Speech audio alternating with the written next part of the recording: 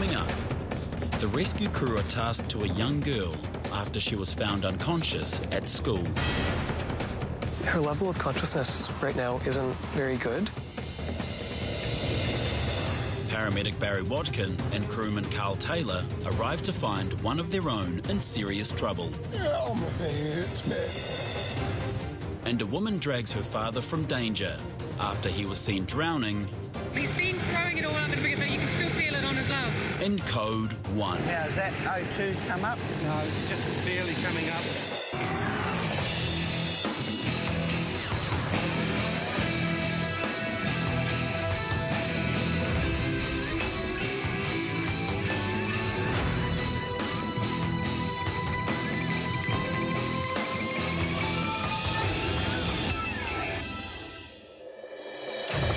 In Mission 1, West Sector, go ahead. emergency ED doctor Rob Gooch and the rescue crew are en route to a young girl suffering severe seizure activity.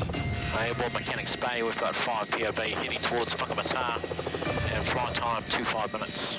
Thanks, West Sector. 15-year-old Rebecca Gilchrist had collapsed while at school and has since been rushed to a local doctor to stabilise her critical state, while the ground crews called for an immediate evac. Her location is east of Auckland, 20 minutes flying time at the popular seaside town of Whangamata. All we know is that she's been having a seizure for some time, so hard to know what it's going to be like on the ground. Just having a look through our guidelines here and getting a plan for medications and what we'll need to bring from the packs. With information of the patient's condition still sketchy, Estimate Whangamata at time 1415. Dr. Rob prepares the hospital for a possible critical patient. We haven't heard any updates from the crew, have we, Artie? Last I heard they were 10 minutes out, so... North Col West Bay Rescue 2 located Whangamata. Off comes. Yeah, you're clear to go. The crew touch down before the patient arrives, giving them time to prepare for the worst. She's either going to be awake and might need some valproate on the way, or she's going to need an RSI here. And 15, I mean, we'll look at her, but probably Mach 3, 7 tube. First response arrives, and Dr. Rob wastes no time getting the handover. G'day, John. What's your name? Rebecca. Felt well enough to go to school today, and then just sort of collapsed at school. Just eyes rolled back, unresponsive. Yep. So they brought her down here, and we had to carry her in. Coming in and out of consciousness, not fully conscious though. GCS is way down. Biggs. Bigger. Rebecca. Rebecca? The team are not the only ones concerned for her well-being. Waiting patiently for any news is her mother, Rochelle. Hi, Dr. Gooch. Well, the doctor with the helicopter. So, to be honest, I'm not 100% sure what's caused her to be like this right now. Okay, her level of consciousness right now isn't very good. So I think to fly, we're going to need to protect her airway, because I think the way she is right now, if she were to vomit, she wouldn't be able to cough it out. So we're going to give her some medication to put her off to completely to sleep, and we're going to put a breathing tube in. Okay. So we have some stuff to take care of on the ground. And we'll go from there. Okay, thank you.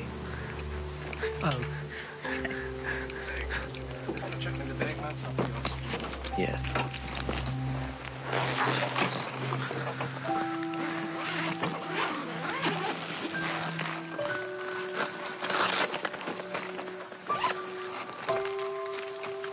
Rebecca. Rebecca.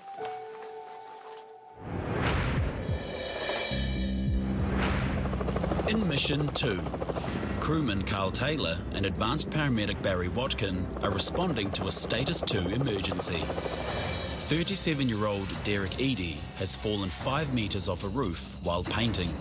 He's believed to have multiple injuries, but most concerning to ground crews is the possibility of spinal damage. He's located 10 minutes flying time south of Auckland at Tuakau. So we're about 3 minutes out, so we'll get those pre-landings out of the way now. Understood. Throttles forward. Spread RPM, 100. Torques, matched. Harnesses, I'm good. We're set secure in the rear. Thank you. I've got my monkey harness on. Roger, that's good. Paul, just let me know when you're clear door. Yeah, clear door now, mate. Roger, right door's coming back. Roger. Yeah, you clear the ground. Tail's clear. Have you got the stall in your 12 there? I've got the stall in my 12. Tail main's well clear. Okay. Yep, you're good. Okay, you guys can clear out if you like. Roger that. I'm crew guard. The team arrive at Tuakau and are informed to shut down, while the patient is delivered to their location. We've had an individual fall somewhere between 3 and 9 metres and had some sort of injuries. The ambulance staff are up at the property now and they're going to bring the person down to us. So we're just shutting down and getting prepared for their arrival. Who we got here? Yeah, this guy, don't you? Staff member? Yeah. It's a patch of wet paint. He's come off the roof approximately 4.5 metres. Roof to? Straight to ground. Hard ground? Hard ground. Yeah. What are you painting, Derek? I was trying to paint the roof. Oh, yeah? Oh, mate. That's good. Yeah, okay. All right. Initially, when we got there, he was face down and complaining of not being able to feel his legs, but excruciating pain. Yeah. As I said, we can straighten a little bit. Yeah. It doesn't appear to compromise as far as circulation goes. Yeah. He is able to move that. Yeah. The pulse there, the compound there. Yeah, and this one's all okay here. Yeah. Lower back. Yeah. Derek? Yeah. Sorry, it's Barry here. I've got a question, mate. Sorry about this. Obviously your ankle's sore, but your back is a big issue, is it?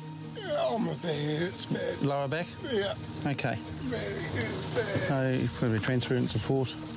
Do you feel the shock up your spine as you hit the concrete? Okay. Fellow ambulance officer Derek may be suffering paralysis. At Tuakau, 37-year-old off-duty paramedic Derek Eady is suffering multiple injuries after falling 5 metres off his roof while painting. He has an open fracture to his right leg and is also showing signs of a spinal injury.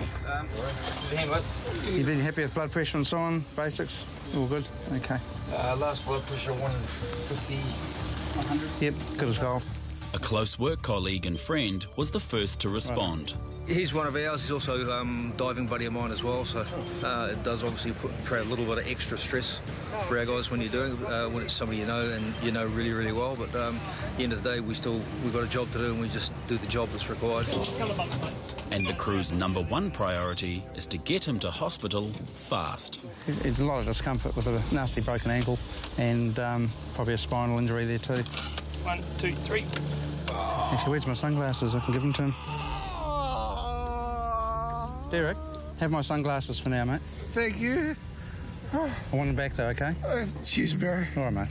It's becoming a habit, my friend. Hey? Stop doing this to me. Yeah, no, you stop doing it to me. Derek, a little bit of restraint on your forehead, mate. Thanks, Barry. I'm all good. It's not easy for Gary facing the possibility of long-term paralysis. We'll get Kirsten on the phone. You get a quick chat to? Yeah. All right. Bring it in a bit tighter. It's the phone call every partner dreads. Hi. How are you? Yep, I was waiting. You might as well put your morale. It's okay. Yeah, it's squishy. I still on the bit that I'd already painted. But oh, my back hurts bad. Do you a good price on painting the rest of it? Okay. Okay, see you soon. I love you.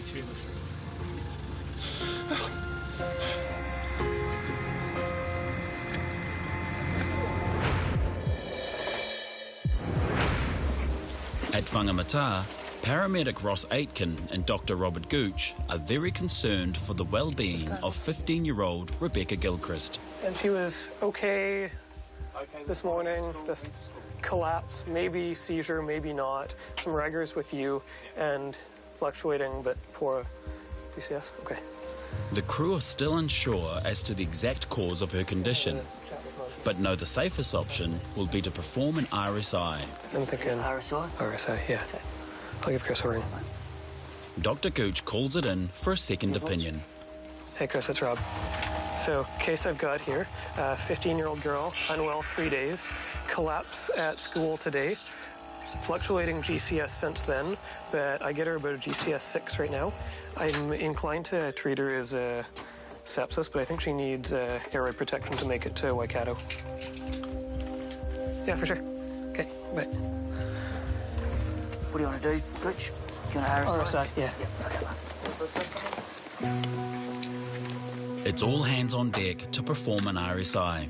You're going to do drugs and monitoring? Yeah. Every detail needs to be executed with pinpoint precision. Go for size 7, but I want to have size 6 out and ready as well. Yeah, absolutely.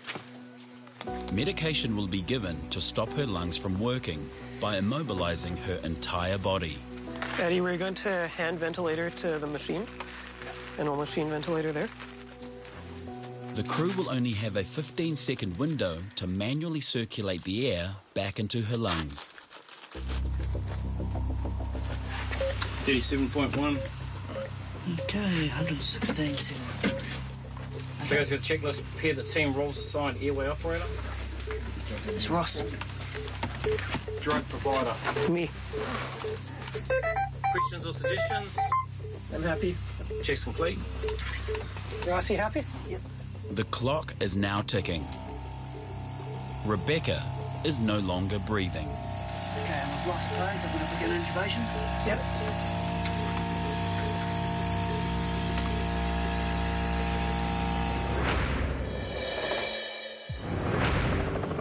In Mission 3, the Code 1 team are on high alert after receiving an emergency call-out. Tail will be going left. Roger, tail left. Peter Lynch has been pulled from the water by his daughter after she saw him struggling to breathe. Fortunately, the patient's location is only minutes away, at Cook's Beach. There's been a drowning at Cook's Beach, so we're heading back across Whitianga to into that job. So it looks like the ambulance on the beach down there. Looks like it, yeah, I see that. Roger. You're in the rear. Thanks. Yeah, I've got the ambulance there. I'll land between the crowd of people and the cliffs. North Column, Westpac 1's now landing at Cook's Beach, over. Copy, thanks, Westpac 1. On arrival, paramedic Bruce Kerr finds two very distraught family members. Oh, it's his daughter. Take out a lot of water. He was out swimming. He's accidentally inhaled some water. Right. He's been throwing it all up in a bucket, but you can still feel it on his lungs.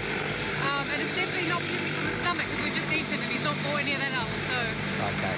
How are we going? When I got here, his conscious breathing, his left lung was somewhat congested, so I've sat him up, and the lung sounds now are pretty good. Good. But he's taken on a lot of water. Yeah. And brought up a lot. Yes. Okay. Bruce's main concern is whether or not Peter is suffering from secondary drowning, a condition that can become life-threatening without immediate treatment.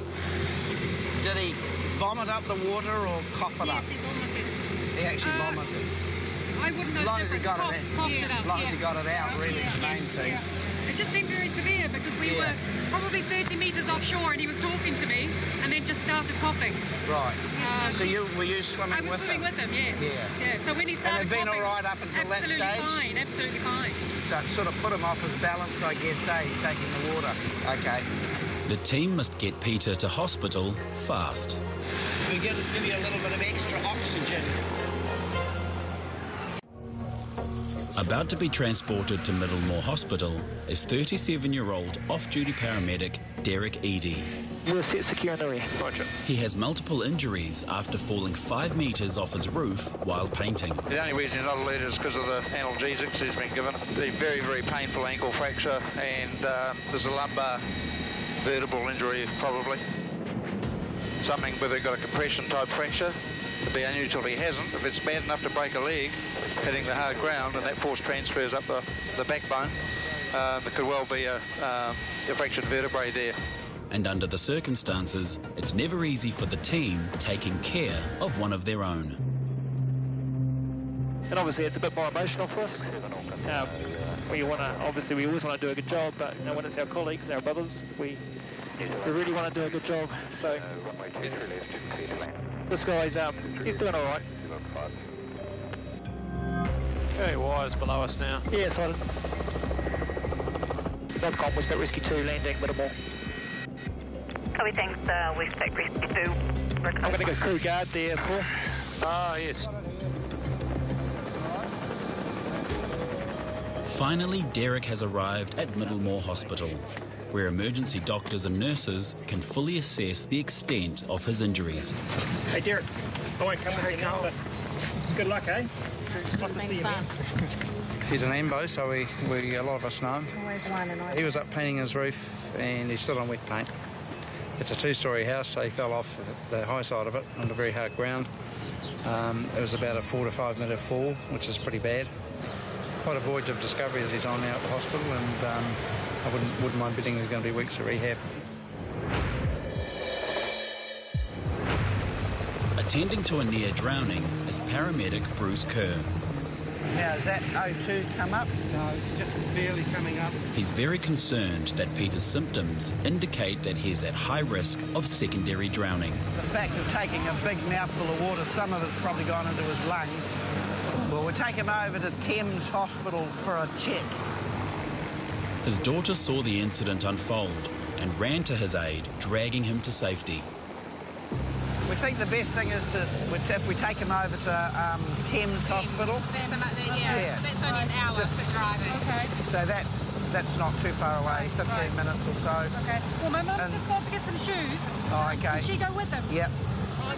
The crew must get Peter to hospital fast, as his condition can be life-threatening if untreated.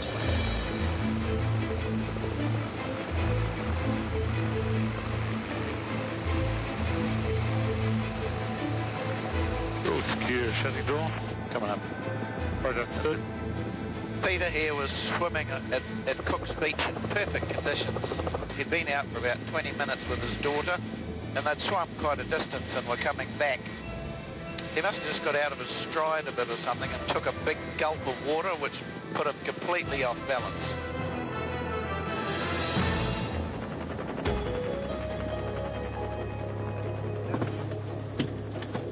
Peter and his wife Maureen have reached Thames Hospital without incident. It's now up to hospital staff to take over from here.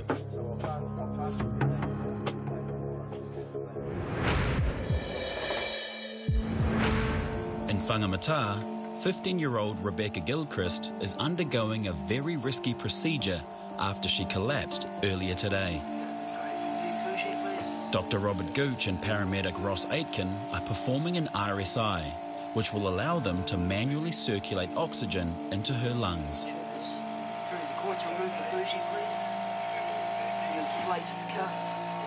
Cuff is up. And ventilate, and then entitle, please. And ventilate. Good chest rise and fall. The crew have now re-established oxygen into her lungs. Is it automatically on, or do you need to? It should be automatically on. With her vitals stabilised for now, the team must move quickly. Okay.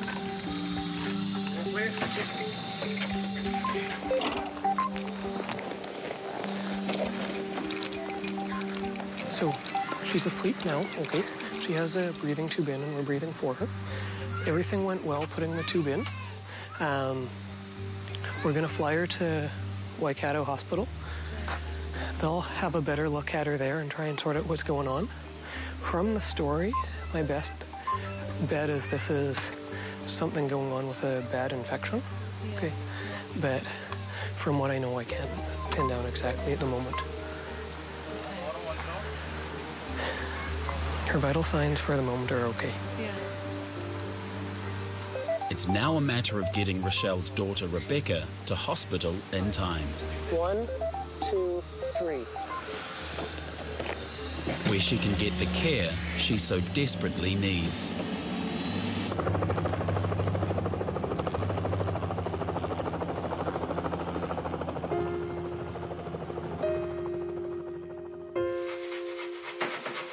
Rebecca made it to hospital, where she stayed in an induced coma for 2 days. Doctors performed multiple tests to determine the cause of her crippling condition, and to this day, it's still a mystery. And although Rebecca has no memory of the incident, she can remember the build-up before she passed out. Well, that weekend I experienced, it felt like food poisoning because I was vomiting a lot, and I woke up a lot in the night and I was just vomiting straight for like 8 hours. It was horrible. And then I decided to go to school, and I still felt a bit queasy like when I ate and drank. Then I put my head down and then it all went blurry and fuzzy, and I can't remember anything else after that. But the terrifying memory of what happened still plays on the mind of her mother, Rochelle. But I was just I just felt like I was in a bit of a dream world because it was all happening to Rebecca, and I couldn't believe that from me leaving in the morning, her going to school, and I was now in this situation of oh my God, what's happening to her, and I was terrified of losing her. That was because, you know, when they were saying she wasn't breathing, and yeah, it was really scary, yeah. And while the team focused most of their attention on Rebecca, taking care of family members is all part of the job. The way that he did explain it was so well done, and I felt really reassured.